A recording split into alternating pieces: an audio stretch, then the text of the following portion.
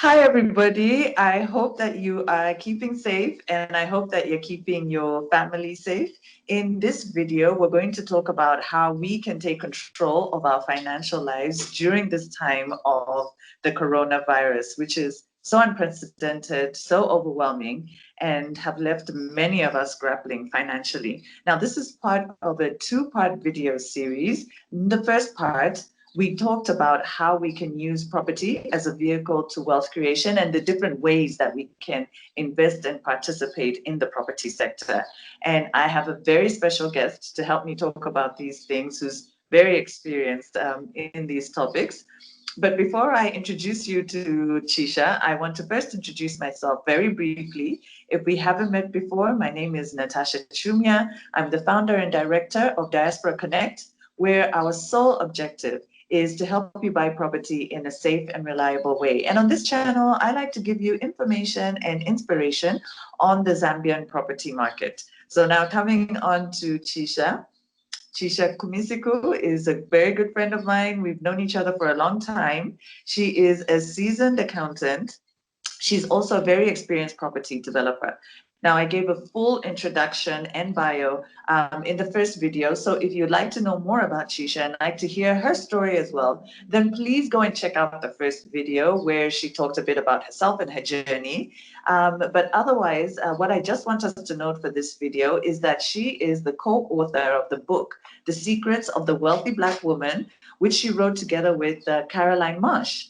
And they are both directors in personal success planners. And one of their cornerstones is using property as a vehicle of wealth creation, which is why I wanted to have this chat again with Chisha. Please check out all their details. We're going to leave a link in the description box below. Check out their Facebook page and download the book, which I think both women and men should read.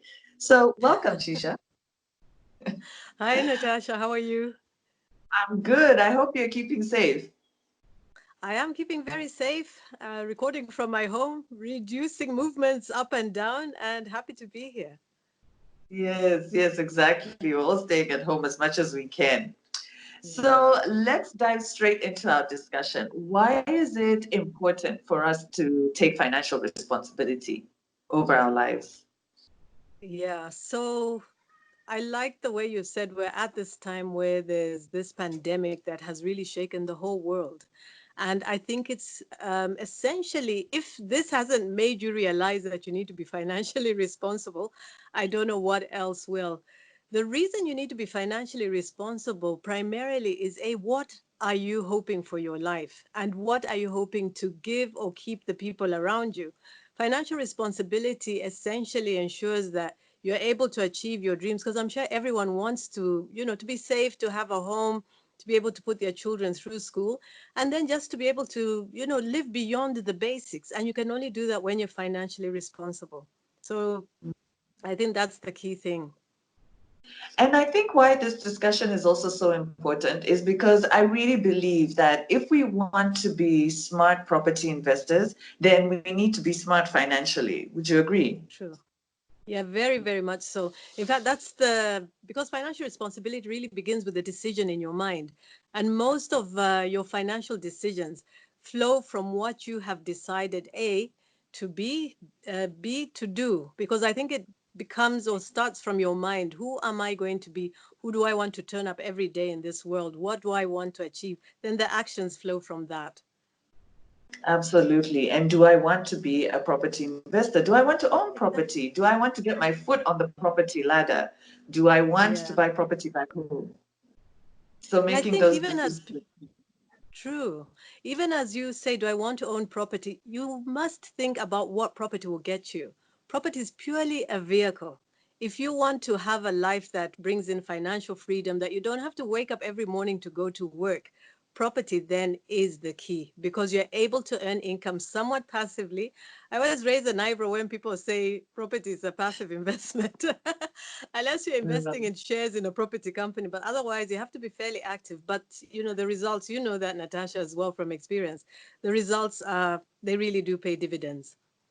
Yeah. I like the way you started with mindset, Chisha. And there's a quote in your book which really struck me, which is that wealth is as a result of habits and attitudes. It's not as a result of having money, because so many of us feel like we need to have money in order to be wealthy. That's true. And it's a big misnomer because people always say, no, but I don't have enough money. That's the first excuse. Without thinking about what do I want in my life? What habits am I willing to learn so that I can begin to change the trajectory? I mean, simple things like even consistently saving, even if it's a small amount over a small period, over a longer period of time, will take you a much longer way than saving a lump sum, once or twice in the year. You've heard of compound interest, and compound interest really comes into play because of small actions taken over a long period of time. As time passes, they begin to compound. What was one kwacha, two kwacha becomes 10 kwacha, 20, 100 kwacha over 5 to 10 years. So it's really how consistently you apply and your attitude to wealth as well, being willing to learn and just being open to what you can do. Mm, mm. And I really like that, because I think that during this period, of coronavirus, where things have really slowed down. In fact, some would even argue come to a standstill. This is the time to learn. It is, yes. And you've got time on your hands, especially if you're sat at home waiting to, I don't know, people are working differently. Some are working partially, others have to like alternate with other people. But I think we have more time on our hands to be able to look at what do I need to learn? Because if you're going to go into property, then you need to, come and see your channel, read up anything that is happening in property and begin to understand what makes it work. Right, exactly. Okay, so let's dive into our topic. So, during this time of uncertainty, how can we take back some semblance of financial control? I love that you say take back because that again is a mental decision. The only things you can control are the things that you have immediate impact on. So there's no point in wailing and wringing your hands that the exchange rate is going through the roof. Let's look at what you can do. So the starting point is to look at where are you with your finances. How much are you spending day to day? Obviously, what you're spending today is very different from what you were spending pre-corona. So I think it's important to look back pre-corona and say, okay, what was I spending? You've got chance now to look through your bank statements. You can download them if you do internet banking and just go through and see the pattern of your expenses and then slowly begin to put together, an approximation of what it costs you to live your standard of living right now, what is actually costing you. That's a starting point. The next thing is if you owe people money, if you're in debt, if you have a mortgage, if you have various bills that are pressing and need to be paid, you need to assess what you owe people. The key thing on that is that taking control is about understanding how much in totality you owe and then going to the people that you owe the money to and speaking to them about either reorganizing how you're repaying or coming into some sort of new agreement. They similarly are going through something like you, they're going through what you're going through because this is a whole world issue.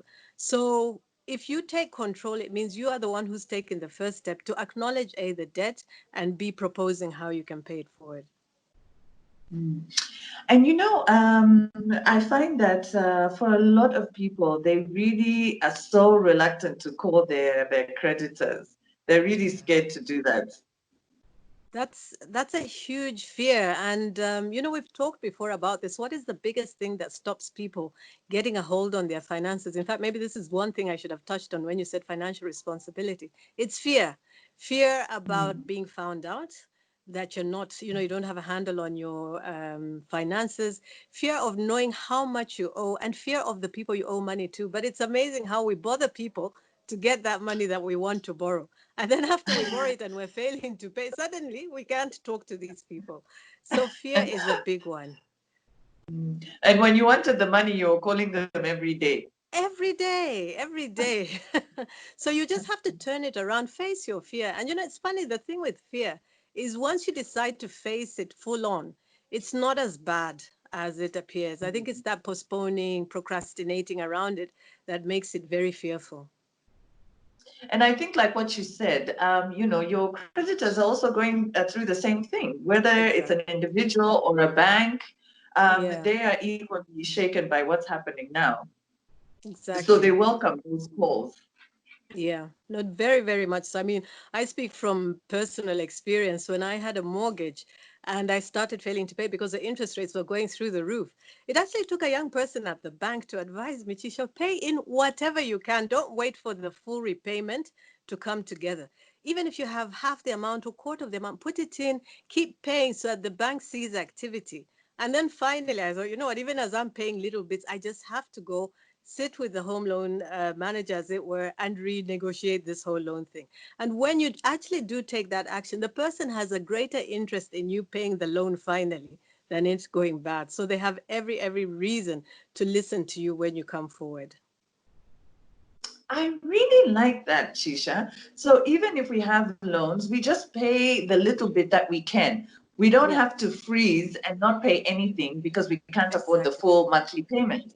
Yeah, that is the Yeah. key thing. And I think also, and I always say this is the secret of the banks. They should actually put you through training before they give you a mortgage. Because one other thing that people don't realize is that if you pay more than the minimum amount, you can actually pay down that loan much faster. Because whatever extra you're paying is going against the principal. A bank will almost front loads their interest. So the first couple of years, you're just servicing interest, and you find that like your loan is not even moving, and people don't realize that. So key and important to realize and practice. Mm. So that's a really important point because we know that this isn't going to last forever. This too Yeah, shall pass. yeah. So when life goes back to normal, whatever normal may look like at the time, Hmm. is that one of the tips that you can give people is that if you have borrowed to buy property, pay more than you can, or pay more than your monthly payment rather. Yeah, definitely. Remember consistent habits. So if you're in the habit of repaying your loan, first be in the habit of actually servicing it. And you do have that extra income, always throw extras at it.